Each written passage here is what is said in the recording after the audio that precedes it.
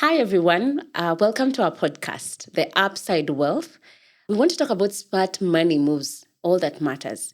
So, we are here to just discuss money matters. We have been in the investment industry for quite a while, myself and Timothy. And out of our experiences with our clients and just our day-to-day interactions with customers, we have just realized that there's a necessity for us to have interactions around money, how we use money, how we interact with money. What is money? Yeah. So with that said, my name is Joy Mukami and I am together with a friend. Yes, hi, our dear audiences. My name is Timothy Masharia, and as Joy has said, we are here to talk about money and all that matters about money. Our years of experience and our financial background, we have advised thousands of customers. And one thing has been clear to us that people are very ill-equipped to deal with money. So the reason we are here is to see where did we go wrong and where can we enhance so that money not only serves us, but give us the best optimal results. So welcome to this journey. We are very excited to have you and for you to listen to us. It is a journey that we embark together. We will help us and we will help you. And ultimately, we all become winners. Welcome. All right. So Timothy has already told us why we are having this discussion. And like he said, it's going to be a series of episodes. And so just to jump right into it, today we start with the elephant in the room, financial stability. And it's good for us to know that, of course, you cannot have financial stability unless you have financial security. So we're going to be delving into financial security. We'll have a few definitions of what is financial security and what it means for us. And remember that this is a very interactive session. We want you to engage, give us feedback so that we even build upon what it is we are going to be discussing. So Timothy, of course, start us off with matters financial security. Here. Financial security has been misconstrued to be possibly the amount of money or the amount of wealth, but it is not. Financial security is the ability to sustain one's living standards or lifestyle standards. And this lifestyle standard spans across a very big spectrum. So it is very relative, right? It's not a one size fits all, but it affects people differently. And when you look at what you define about financial security, people in the lower income band can be financially secure. Yeah. People in the higher income band can be financially secure. Yeah. People in the mid income band can be financially secure, and the opposite is true. Yeah. People in the higher income band can financially be insecure. People in the mid income band can be financially insecure. The paradox here is that over time, we have observed that people who have higher incomes are relatively less secure than people with lower income bands. I tell you what, when you talk about financial security, I said it's a function of living standards. So what is living standards? What are we talking about? Are we talking about a mansion, a big car? No. We are talking about something we call lifestyle baseline. Where do we start? What are you used to? How have you grown?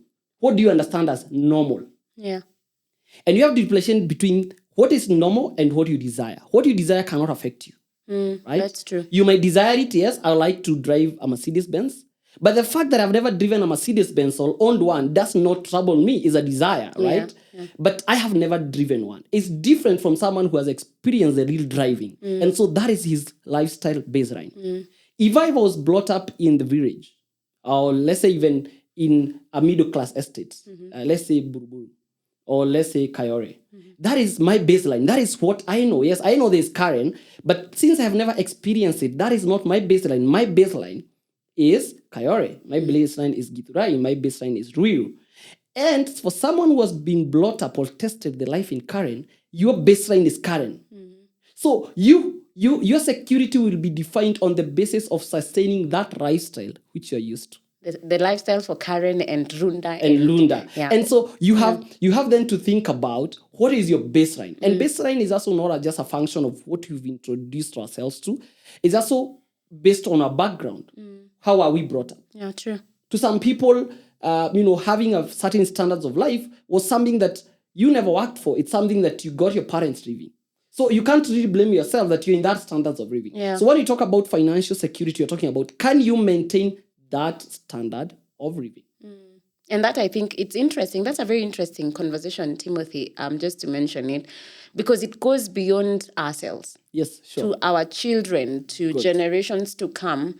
Financial security to them will then mean, are they able to sustain the baseline, the way you've called it, the baseline that they find themselves in? We have introduced. Yeah, so for our kids, financial security is, for example, if joy is not there, are my children able then to sustain the lifestyle that I've put them in? And these are conversations that we actually rarely have. And I also like the fact that you said it's not a matter of where you sit, for example, in the income curve, because we have different lifestyles. So financial security is actually a subject of where you currently are.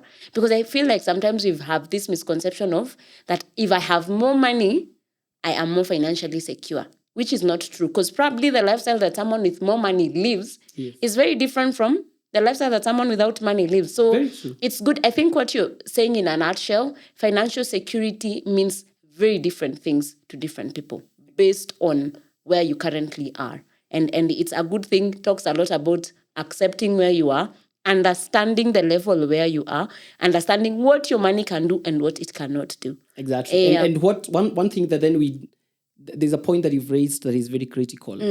It is especially for us, if you're a breadwinner and they have dependents, is especially we have to be very cautious on the lifestyle and the standards we've introduced to our dependents. Yeah. And because for them, they don't understand, because we bear the burden of provision. For them, it is what we have introduced to be normal. Yeah. The asymmetry is this joy that over time, because our incomes is volatile and sometimes it will overshoot. What we are trying to do is smoothen the curve so that you don't have bumps in your living standards. So when even our income overshoots, we need to be cautious whether we are adjusting life so quickly. Yeah. And the danger of that is, you remember I said that there is a correlation, right? A negative correlation between your income and how financially secure you are. Yeah. You find that if you're out of courage, right? And you started earning 50,000 shillings, right? Possibly, or 70,000 shillings, or 100K. You're a banker, you're a doctor.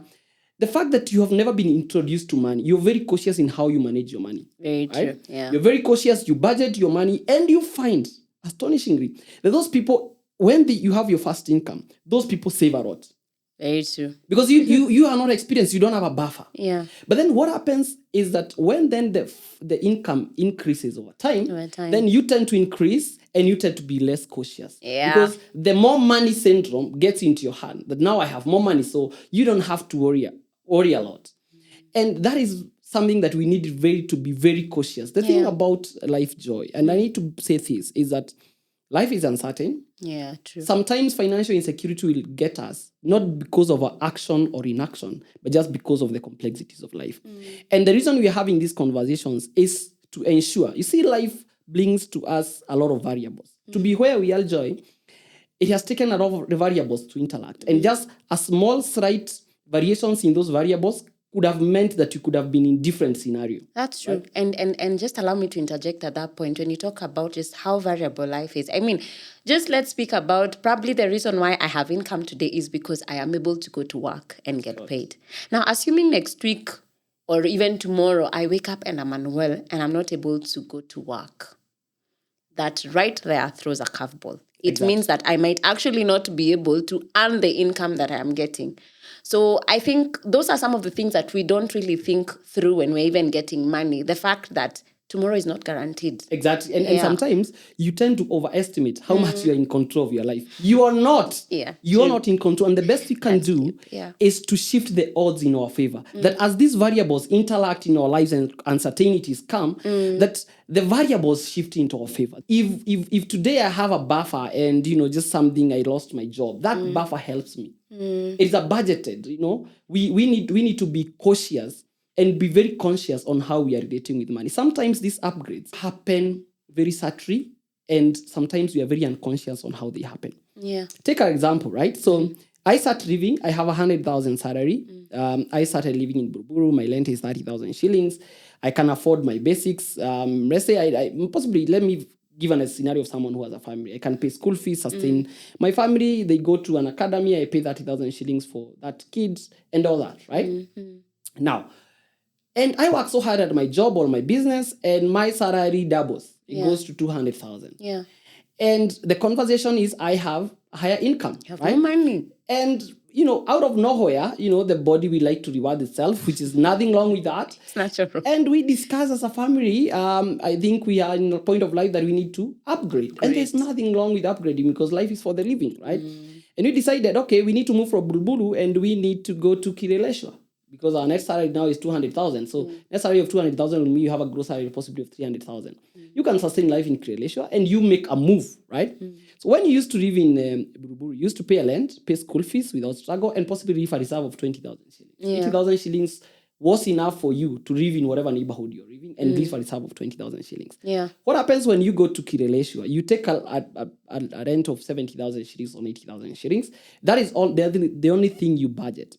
What you don't know is there are a lot of other nodes you had not projected. Service charges. Right? So that one you had not thought about it, right? So you move to Kireleshwa, you only budgeted about the upgrading land, right? So when you go to Kireleshwa, you realize even the mama boga in Kireleshwa, groceries in Kireleshwa don't cost 50 shillings. Yeah, true. The Kimani of Boda Boda is not paid 100 shillings. It's paid 300 shillings. Yeah. Your house help, because there's a social interaction of, your house managers. They realize that neighbors here pay house help 20,000 shillings. And she will demand a raise. Yeah. Your car, you cannot go to a Jalopy in a posh neighborhood, right? It will start demanding an upgrade. And then before you realized, you have maxed you're not even saving, you're maxed your salary. And you've not actually even paid the school fees. Your kids are not going to go to the school anymore. And most of things, neighborhood. Yeah. It's called the curse of higher income. Yeah. It's like the curse of resources in countries. You realize the countries that are endowed with more natural resources that should be rich, they are in chaos. They're in a crisis. Is the curse of higher income. And because we do this unconsciously. Yeah. And so what can we do to just ensure that the odds are in our favor? We need to consciously plan. Yeah? We need to be consciously aware of every move we are. I think, Timothy, that's quite profound. And it's good for me to mention that you've said something that really caught my attention. When you said when you upgrade, you only look at one perspective of that upgrade and you don't factor in other things. And I think so many of us do that. Then it catches us by surprise. You're wondering, I just moved spaces. Why is it that there are so many other extra costs that come with it? For example, you go to a neighborhood where they have a welfare. Maybe that's not what you had before.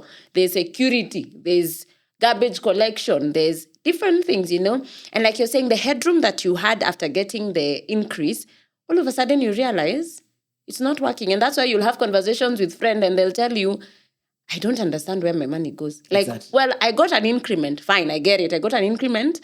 But for some reason, I'm not able to account for that money. And so I think one of the things that Timothy is really talking to us about is just intentionally looking at the different aspects that come with increase. And he mentioned something about the curse of more money or more resources. And we really need to be on the lookout for that.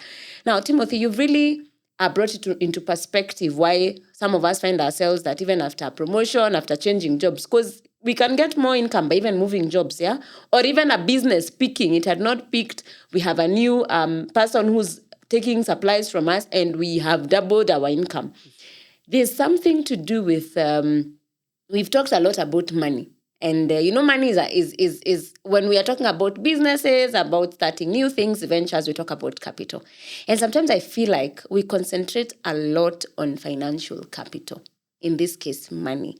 But there's another aspect that I think we don't really think about, the human capital. What is human capital? Just to bring our audiences to speed. What is human capital? Human capital, if today I take a newly graduated student or, candidate, you just graduated. Yeah. You've never earned, you've not even earned. There is the amount of money that you'll earn to the point that until you stop earning. Yeah. There is that amount. It can be 10 million, it can be 50 million, it can be 100 million. But at 25, you don't have it. But it is that potential you have to generate that 100 million, right? Yeah. And what we do then in life is that because that one is not seen, it is hidden, we tend to concentrate more on financial capital. Yeah. Let me say this about human capital. We should be very conscious to grow it because it can only be invested. It can also grow. And how do you grow your human capital? You need to really be a lifelong learner. You need to ask yourself, the skills you have today, how can you enhance them to become better so that they can attract more money? Right? Yeah. And every day you wake up, you convert, because human capital, it is a function of time. Yeah. There's very only true. too much life you have. So Yeah, true. if that be it 40 years, it can be 30 years, but that is the timeline you have. So every day there is a minus in your in human In capital. a human capital. True. And what you do, especially for people who work or you go to business, every day that you wake up, you convert human capital to financial capital. Every day you wake up, because that day is gone. And it was a function of it. That's true. So you convert that. And what then you can do is first, even as you concentrate more on financial capital, is ensuring that you're sparing your human capital. You're growing it, right?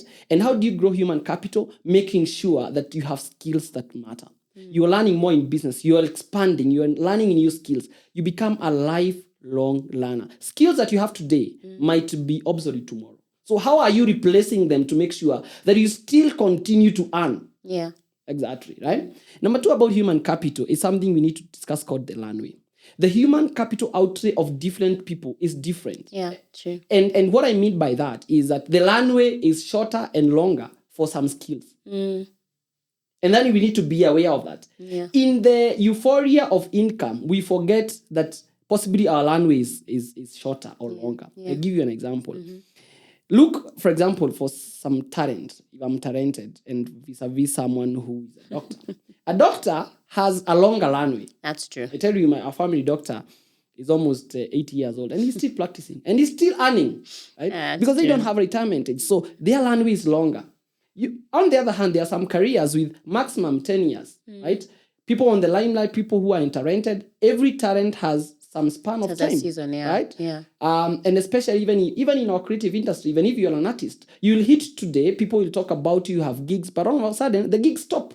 And we need to be aware so that when you're earning at the point that you are at the top, you are aware that possibly the skill I have is short-lived. Yeah, and I think also it's good to mention the way you've mentioned about, for example, gigs. Gigs might not even come to an end. Gigs might be there because, naturally human beings, we like entertaining ourselves, yeah? Sure. But then, what is the possibility that your talent is a unique talent? It's almost negative. It'll be varied. And also, not forgetting, Joy, that you're not the only one. That's where I was going to actually. That the fact that most probably there's someone else who has either the exact skill or has mastered it better than you have. A good example is, you see, every year in marathon, people break records. Yeah, true. So someone who broke the record in 1990, the next year he was not the best runner. He was not the star. And the other year he was not the star. Yeah. So what happens is that every year, even on your own industry, in your skills, there are people who can do it better. And you need to be aware of that. So it keeps you conscious, even on the way you outlay your capital plan. Yeah. And I think also it's important for us, even before going to the skills, because skills is something that you learn. Skills is something that you acquire over time. Just basics of human capital. The energy that I have today is joy. I will not have that same level of energy 10 years from today. So probably I will have to slow down at some point because my energy will not be as high. So even for some careers, for some businesses, you have time to use the energy that you have. And I think it's good. I really like how you are correlating human capital even with financial capital, because the assumption is that also the older you grow, the more money you're able to make. But it's not always the case. Sometimes you stagnate. Sometimes you've seen things like what? Becoming, you're retrenched at work. They want to bring newer talent. Your talent becomes obsolete. Yes. It's the truth. We have to be aware of Yeah. that. Like talent, you can never be the star forever. Even in our skills, wherever you're a doctor, you're a teacher, me, I'm investment banking. I might not be the best talent tomorrow. There can be people who are doing it better than me. And I need to be consciously be aware of that. And remember what we are doing in this stability discussion is we want to smoothen the curve. We don't want to have volatility in the standards of living. And one of the way of managing that is ensuring that you have a buffer. Yeah. There is a very old, sounds almost a cliche discussion that tells you that if you want to be financially stable, it's a very simple discussion of spending less than you earn. But I mean, that's sometimes, Timothy, I feel like, that instance of it's easily said than done, that thing of spending less than you earn. Most of us are actually spending more than we earn. Our balance sheets, and we're already in the negatives. Yeah. So, and I think that's why it's important for us to have this conversation about financial stability, financial security. And remember, we are not just having conversations around general things. We are going deep to examining our lifestyles. Exactly. Auditing them. Yeah. Where is the money going? Being conscious that is not just a spend. And there's something that even actually I needed to bring up, which is sometimes in the euphoria and exuberance of success, success obviously would come with higher income, is that we forget so much that how short-lived happiness is. You remember I talked about baseline, and there is a huge asymmetry between Timothy, you want to go into happiness? yeah, because we need to be conscious when we are doing these upgrades that the exuberance and euphoria will fade fast. Exactly. But the pain that comes with downgrade lasts longer. Yeah, true. It's long lasting. Yeah, true. Right? Yeah. Today, if I upgrade and I buy a new car, I remember about the newness of that car for a period.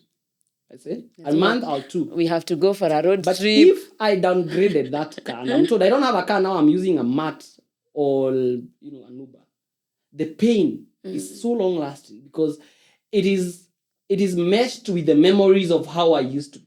Yeah. Which we need to be conscious about. So that's traumatizing. Exactly. So you cannot be just on this cycle of always upgrade. I want the next one. Right? You have to manage yourself. And in the context of human capital, then you have always to consistently ask yourself, are you relevant? How fast are your skill fading? How vulnerable is your skill and talent? Right? And obviously, right now in the liberal world you're living in globalization, everyone's talent is at stake. Your company can outsource skills from India or wherever, right? Yeah. They can always get a person who can pay less and do your job possibly even perfect. Is to consistently audit how fit we are. Like the way you do a fitness and you can see your muscles are growing, your BMI is improving. We need to consistently, consciously do those audits because ultimately sometimes we are on a free fall. We're just grinding. We don't even know where we are going. Right? We are in the moods of exuberance and happiness and all that, but we need to be consciously. And I've said this, Joy, and especially for people who are breadwinners. It is not even about the impact that those volatilities of lifestyle have on you. Yeah. It is on your dependent. That today, if you get, and I'll give you a story, and even as we conclude, Joy. Yeah. I know a friend who did when tenders some few years back were the hot kit. We were very lucky to bag a tender in one of the parastatals, I think, and he was paid good money. Yeah, north of I think 30-40 million, right? Minus the cost of work, possibly the profit were almost 20 million. And he went in a spree of upgrades. He bought a new car, they moved the neighborhood. And you know what? Because they projected that is how that income will become. Will keep coming. Will I shock you? He never bagged another tender. Oh, wow. And within a period of a year, he changed kids' school, right? They started going to, group of schools, international curriculum kind of level, IGCSE. And do I tell you that those kids in less than 2 years, they had to downgrade to a municipal school. Oh, wow. And from there, I know one of the daughters actually got a mental illness. Yeah. Because those shocks, kids are very vulnerable. They cannot absorb those shocks. So we need to be conscious. We are not just and acting to the best interest. We are not just upgrading their lives, but you have to ask ourselves, can we sustain the upgrade? And assuming that whatever has happened, the one-off kind of payment, the hype around it cannot be sustained. Thank you, Timothy. I mean, and I hope you guys are finding this conversation very helpful. And it's just time for us, even as we start to have these episodes around finances and money, please take time and do an introspect of yourself, ask yourself, for example, have I really secured my future financially. And remember, we've said it's not about how much income you're making. It's about your lifestyle. The income that you're getting right now. What are you doing with it? It could be from employment, it could be from a business. But are you really thinking through the decisions that you're making, the purchases? For example, for us ladies, we are people who like doing a lot of what? Impulse buying. And I think for me, over time, I have had to sit down and ask myself, so if I buy this, what impact does it have on me? Because these things we do short term have a long term effect. So thank you so much for watching our episode today. We really look forward to our next episode, even as we continue with these conversations around money, as we discuss how we are doing. And we're going to have very raw and candid conversations, even from ourselves, because we're not here because we are perfect, but it's because we felt that sometimes, and Timothy keeps telling me this, that there are financial mistakes you make right now that could take you a lifetime to come out of them. So we want to start early enough before you get into that deep hole. Can we have that conversation and change your mentality a bit? Could you challenge us to change our mentality and how we interact with money? So until next time, please look forward, share this with your friends, have conversations around them, comment, give us feedback around it, and on even what you want us to talk about, even as we continue with this. Until next time, thank you so much. Timothy, Thank you so much. Yeah. We are excited to be here and to have a conversation with you. Also, chat us, enlighten us. We don't know everything. Yeah. We are ready also to learn from you. And on that point you've said is very deep. I thought it was just a passing point, but it's very important that financial mistakes compound. Yeah. Financial mistakes compound. It's like digging a hole when you're already in one. They compound and they spiral to crisis so fast, so quick that you don't even know what happened. So we need to be careful and conscious. Thank you and see you soon. Thank you.